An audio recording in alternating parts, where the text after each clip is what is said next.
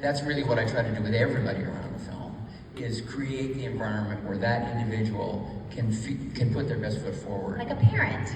A little like being a dad, yeah. So one of the first experiences I had was on the Andy Griffith Show. It was very, very collaborative.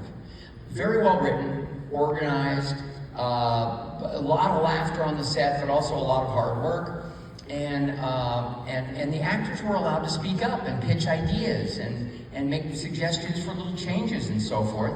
And even in that very first year, when I was 6 years old, I kind of had the temerity to actually make a couple of suggestions.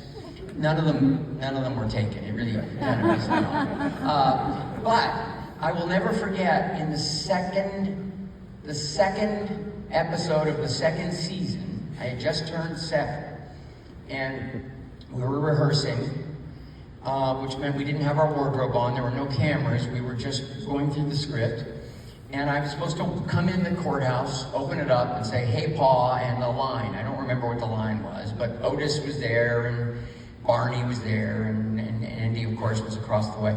I came in, and I said the line, and then I sort of raised my hand, and the director, who had been an actor himself, Bob Sweeney, said, "Well, what is it, Ronnie?" And I said, "Well, I don't think a kid would say it that way." And he said, "Well, how do you think a kid would say it?" And I pitched my little rewrite, and he said, "Oh yeah, that'll work well. Yeah, do it that way." And I must have been, elated, because from across the courthouse, Andy said, "What are you grinning at, young'un?"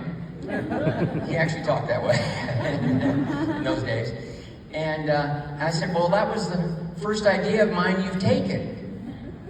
And he gave it the perfect timing, and he said, "Well, it was the first one that was any damn good. Now let's rehearse the scene." So I was a part of something, and I understood the value proposition of that, and people coming together.